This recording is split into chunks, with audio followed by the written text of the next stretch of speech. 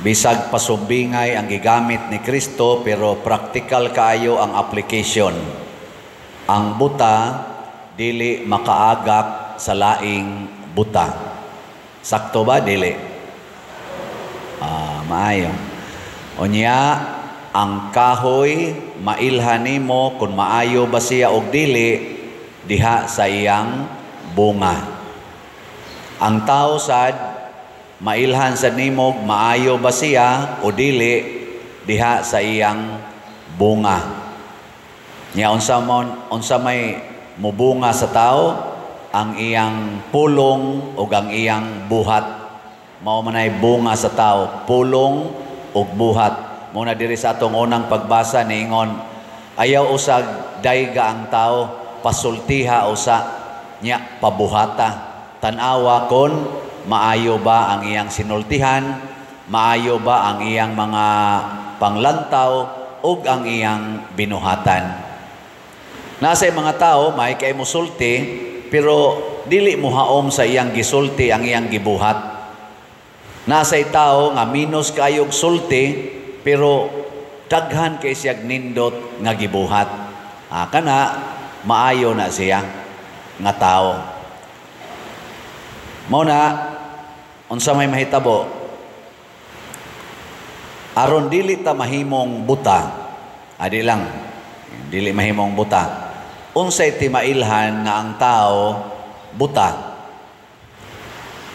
Lingay mong tupad, ing na buta ka? Buta? Ang buta, dili kakita sa gawas. Ang iyarang makita ang iyang kaugalingon. Buta man. So ang iyarang makita, ang iyarang yung maaninaw ang iyang kaugalingon. Di siya kaaninaw sa iyang isig katao. Muna nga kung maningkamo ta pag kunuhay mugayad ta sa ato isig katao aron manindot ang iyang kinabuhi. Pero ang atong makita niya maura ang mga puling ba? Unsa man ang puling? Dako na gamay. Gamay. Kung ang imong makita ang puling, matud pa ni Kristo, pasabot ana naa kay troso sa imong mata. Kung ang troso mo imong ibutang tap-tap nimo sa imong mata, mura jud kag buta. Troso gud. Dako adang troso. Nya ang puling mao gid imong paningkamotong kuha. Buta ka. O gato ning i-relate sa atong mga leaders, labi na sa atong mga political leaders karon. Nindot kay sila manabi karon kay election man, campaign period maron. No. Nindot kay sila smile, nindot kay sila o kananaang mga pulong, mga pasalig, mga kunuhay, sympathize gid sila nato kadtong labing ubos, ayaw tuo ana. Atong tanawon ang ilang binuhatan kay kaning ni ang nanagan karon pulos-pulos naman ni dunay binuhatan. Wa may nidagan karon nga wa tay masubay nga mga buhat. Kumusta man kining nanagan karon? Mga buta o dili buta? Oy. Sige, ato na lang specify sa Team Marcos o Team Duterte. Hain Manilay nindot og bunga, mga bunga nga nahatag sa atong nasod, ang kaning naas Team Marcos o Team Duterte. Ayaw mo tubag kanang ang ako ba kanang ang ako ba gigaydan ta mo imo na ng personal. Wala na, tubag diya. Usbon ako ha, analyza, hain man roy maayog bunga nga gipakita sa atong nasod ug ato gyung pamalandungan kanang naas Team Marcos o Team Duterte. Ay tingog. Sa imo ra nang kaugalingon. Dili ko kadiktar nimo kay nga naman lain-lain man taog, lain-lain tag kasinatian. Posible nga Kanang tao nga imong gitan-aw nga maayog bunga nga nimo, bati nagbunga nga rin ako. Mo na, doon natay kagawasan sa pagpili. Nya kinsa tong tao nga nindot og binuhatan nga niipikto sa kadaghanan, dili lang sa pipila, mao gitoy mudaog. Kay nga naman, pilion man nato ang katong nindot og hatag nga rin nato. Nya kung tanaw na to sa general, sa Team Marcos o Team Duterte, hain may nakapaminos sa drugas. Kaya mao man ni ang mga bati, drugas. Hain may nakaparang-arang sa presyos mga pamaliton. Hain may nakahimog dagkong mga proyekto nga napahimuslan alang sa kaayuhan sa atong katilingban, mga infrastructures o uban pang mga sistema sa panggobyerno nga mapuslanon. Ani ba nilang mga team ba? Hain man ani nila ang nakapaminos aning korupsyon, kaning kurakot nga mag-aso-aso gyud ang korupsyon. Hain man ani nila ang nakapaminos sa gitawag natog pinatyanay kanang extrajudicial killings. Hain may nakapaminos ani nila. Hain may nilay nakahatag og kaminos aning krimen, labi na ning tulis, kawat, lugos, o uban pa. Hain manilay nakapahatag og maayong sitwasyon sa atong katilingban nga dili natakulbaan nga kung maglakaw-lakaw ka diha, kaliton kag tion anang pusil og pusilon kag ditso. Imong anak babae ga eskwela, kaliton lag bunlot nga tos kalibunan, bisan og grade 6, bisan o grade 3, niya tabangan pag yung patyon, pag yung ighuman, ihog, pag yung ngadto anang na ang pangpang, tabunan, pag yung mga dahon. Kinsa Manila ang nakapaminos ani, kanay atong butaran. Kay mga dili na sila daghan og dautan. Dili lang ta musalig sa ilang mga pulong. Kami sang mga pare, tanawa sad mi. Kumusta man ning nagwali karon? Buta o dili buta?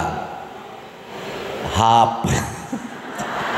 Kanang hap ko man kakitag jutay unya peligro matumba. Og nakakita mainig pananaw, mailhana nimo.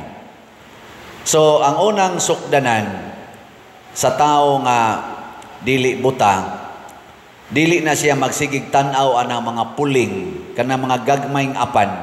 Ang iyang unang makita ana ang dagkong apan, ang mga troso mo'y iyang makita. Mo na ingos Kristo, kuhaa usa nang mga troso, una ka makakuha sa puling sa imong isig katao.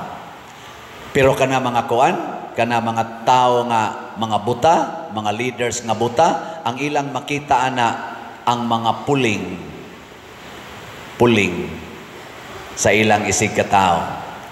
Tanaw na to leaders man gina nato, manang nanagan karon senador o mga congressmen.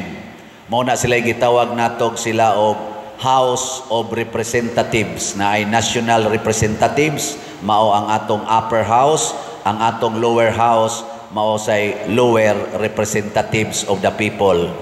Tanawa ang ilang ipangbuhat karon. Unsa mang mga apan in relation last corruption, unsa may mga amount nga ilang gisigihan og duki-duki, ang gagmay o ang dagko. Siging pangita anang naang hearing, siging hearing anang 125 million kuno nga confidential fund. Unya ang gi-question mga 70 kapin million. Pero naaroy na hitabo hearing dito Supreme Court, niabot yung Supreme Court kanang atong PhilHealth nga naaday project kanang Panay unsa na Negros Panay Guimaras Negros nga infra, mao di ay nay gikuhaan og rason nganong gikuha tong reserve fund kunos PhilHealth nga 60 million, 89 unta to, 60 ra mao na transfer kay i-finance anang Panay Guimaras Negros nga infra. Nya kana dayang panay Negros nga infra matod pa dito sa Supreme Court pag-hearing na na social media, fully funded na di ay na sa loan nato sa South Korea kanang bangko dito nga nagpa-loan og 174 billion kapin. Niadto pang 1920 ba to? 1921. Diha gi loan na nato pero wa pala na ma-implement kay wa takibaw nganong wa ma-implement. Unya pagka 2022 gipalutsan sa naglain kuno matud pa dito Supreme Court og additional budget nga 50 million. Wa pa magsugod ang project ha, pero naana nato ang amount na release na kay loan man. Na loan naman para anang maong project. Pagka 2023 lain na sang 50 kapin million ang gibutang na sa daana nga maong project. O pagka 2024 ba to? Gikuha na sad ang laing 60 billion sa PhilHealth nga reserve para gyapon anang maong project. Matod pa dito sa question sa Supreme Court, how can you finance a fully funded project?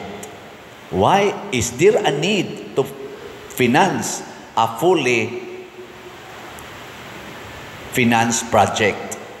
Unya, how immediate nga kuhaon gid ninyo ang kwarta nga reserve sa PhilHealth, gi-reserve ra ba to para sa operasyon sa PhilHealth, inyo yung kuhaon, how immediate nga wa pa man magsugod ang project. Hain naman da itong 174 million nga gi-release nga loan, nagsugod na ra bag patak ang interest ato. Where is now the money? Kana wa gina gihiring sa Congress. Nya gasugod pa din na 1921. Nya gizero nila ang budget sa PhilHealth for this 2025 tungod kay naa kunoy pundong kwarta nga 600 billion nga wa tanduga sa PhilHealth based on 2021 nga record. Dito na sana ni gawa sa Supreme Court. Gitan-aw dito sa Justice nga nag-inquire og nakita nga 2021 record sa PhilHealth ang liability 1.1 trillion, ang iyang asset, total asset 3 billion, na apagani deficit nga 800 billion pesos. Nganong naa may reserve, where is the reserve nga naa manggani 800 billion nga deficit sa asset versus liability. Kining mga butanga, mga igsoon, ako ning gisgutan, kay usahay kitang mga leaders, di na lang kumuingon kinsa gid diha sa Congress, kinsa sa Senate, kinsa sa atong executive. Usahay kitang mga leaders, sama ninyo sa mga ginikanan, sama na mo mga pari, mga obispo, usahay magtan-aw rata unsa toy nakaapiktar sa atong kaugalingon. Di ta magtan-aw unsay nakaapiktar sa kinabag-ang katawhan, anha ta diha mabuta. Kana bang ang ato na lang personal agenda og security and welfare ang atong tan-awon, dili ang kinabag-an. We cannot please everybody. Yes, it's true. We cannot solve all problems. Yes, it is also true. But see to it nga ang problema nga atong gisulbad beneficial, makaayo para sa kinabag-an, dili lang sa pipila. Ang impeachment nga one day impeachment, record-breaking na, why impeachment tingali sa tibuok kalibutan o sa Pilipinas nga makabreak anang record nga nisod ang impeachment complaint morning, pagkahapon impeach na ang officer, ang Vice President. Para ka nas kinabagan o para lang ni atong 215 more or less nga ni pirma? Kana itong tan-awon kay kun ang kinabagan wa kauyon ana, ang kinabagang Pilipino kadturang 215 ang nakauyon, mga buta to sila. Kaya ilang nakita ang ilarang kaugalingon, dili ang kinabagan. Makita na nato sa social media unsay reaksyon sa kinabagan ni anang mga comments karon diha social media. Gabaha galunop ang mga comments, kamo nalay discovery. Din alang kumusulti ninyo. Try to discover by yourselves. Kanus aman tamuhonong aning atong pagkabuta, mga leader sa simbahan, leader sa gobyerno, unya na bag mga hug na gitas kanal, may lang untag kanal kay pwede rata mo bangon ang kuyag mahug na gitas pangpang. Asa ka padong ang Pilipinas karon, asa padong ang simbahan karon. Gani karon ang ato mga seminaryo dinhi sa Pilipinas, jutay na lang kaayo ang mga seminaristang nanod. Daghang mga parokya karon sa lain-laing mga nasod, bisan sa sentro gani sa Italy, sa Spain, diha anang Europe nga mao gani sentro sa atong Christianity. Daghan ang mga monasteryo, mga seminaryo na ngasira, mga parokya na ngasira kay wa nay mga pari. Nganuman basin ang atong mga leader sa simbahan, apil na ko ani, mga buta na, giguroy na nila ang simbahan padong sa kanal o padong sa pangpang. Ang ato rong nasod na utang hapit na moabot kuno na og 17 trillion pesos. Kabayad pa kataana. Nya sige gyapon ang korupsyon, sige lang gyapon kining ni ang away natos mga mga nasudnong mga leaders. Asa ka padong ning atong nasod 20 years from now kung dili gini masulbad mga hug gitas kanal. Ang inyong mga anak way labot ang ako kay wa pa man koy ako. Ang inyong mga apo unsa kay atubangon anak nila nga kahimtang sa Pilipinas nga karon gani ni pingit naman tas kalisod. Lisod na magpalit og bugas, daghan naman kay manganhis ato dinhi magpapalit og bugas, magpapalit og tambal, magpapalit anang naang mga sapatos og uniform sa ilang mga anak, magpapalit anang naang magpabayad anang tuition, hasta pamliti sa ilang mga anak nga nag-eskwela anhi naman pangayoon sa ato. Lisod naman gayta kolekta gani dinhi galisod naman gaytag baligya aning slot nganong ari pagyud mangayo. Wa man gani magminyo ang pari ug ang madre, ako naman hinoy gasigig pangitag kwarta para sapatos, para gatas, para anang kuan. Pagka nya inigtan-aw ra ba nako sa mga record kay ako man ang ipasurvey, way mga kasal kasagaran, way kasal. Nya mingon din pader daghan mig anak, unya wa mi trabaho, nya naa mi daghang anak, way mga kasal. Ako sige kong ingon ay mo pagpuyo-puyo, ni ay na nagpuyo-puyo, mangayo pagid nako og suporta nila. Gisupak pagyud ang akong gisulti, unya ako pagyud pangayuan og suporta. Di ba? Unsa may tawagana? Adding insult to injury. Ambot kasabot ba sa kamuan ako galison kog sabot ana adding insult to injury. Naay way simba-simba, wa gyud anhi-anhi dinhi, siging bisyo ang anak, nagbasket, nabali ang tiil, nangayo na sa dirig para ipa gasto. Nako, sus, way simba-simba, way hug-hugs kolekta. Ya, sige lang duwa, bisag adlaw ang Domingo, nabali ang tiil, ako na ipabayron. Ngano man na, kay ang atong panudlanan sa gobyerno, wa na'y hapitsod. Wa na'y hapitsod. Inig-ingon na to sa atong suak kanang social action team, ila man ang interviewon, ningadto sila nianing opisinahan, gitagaan sila ani, gamay in taon kayo, ningadto sila aning politikuhan, gitagaan sila ni, gamay kayo, dili gyud paigo pa der mo nang namasin sila diri sa simbahan. Ako to ganing kolekta bi ako mong paminaw no para tagbaw ta ani. Ang atong SBF dag napatay para ni sa atong kumbento. Napay 7,928 ka slots nga wa pa mahalin. Pero ang atong halin niabot na sad og 52,072 ka slots. Di arang-arang na lang ni. Pero napay 7,928 ka slots, tag 500 pesos wa pa ni mahurot. Pero pasalamat ko ninyo mga igsoon, ang atong Santo Niños Healing Gifts na human nagyog kahalin atong Biyernes na sobrahan pag 95 ka slots. Pakpakan na to. Praise the Lord. Nahihinay ra gito siya. Nya naa pagitay haligi para ni Mama Mary, itabang ni natos kang Father Arnel, 5,632 pa atong halin. Napay 6,368 nga tag 100 pesos. Nga, nasa ni 20 slot challenge nga tag 2,000, 26 nang atong nadawat. 20 slot challenge kay doon naman tay gisaad nga 20 kahaligi ang atong i-donate dito. Hala, palitasan ninyo. Ginagmay lang, pero ato gining gigamit para sa kaayuhan sa kinabag-an.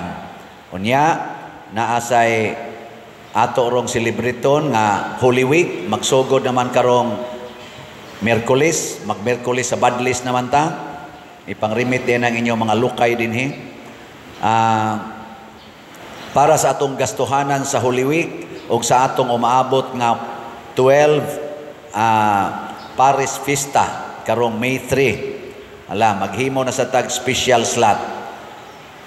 Gusto pa mo slot? Ang kapader, mura na mamianag na kulatag maayo.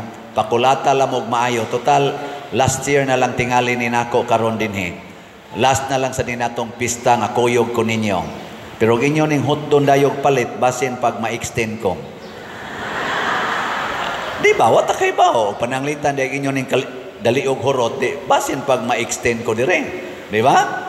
Kay maluoy ba San Vicente Ferrer o ang Ginoo. Pero og dili, last na lang ni natong pista karon kay karon na maming mga August magbinalhinay naman sad mi.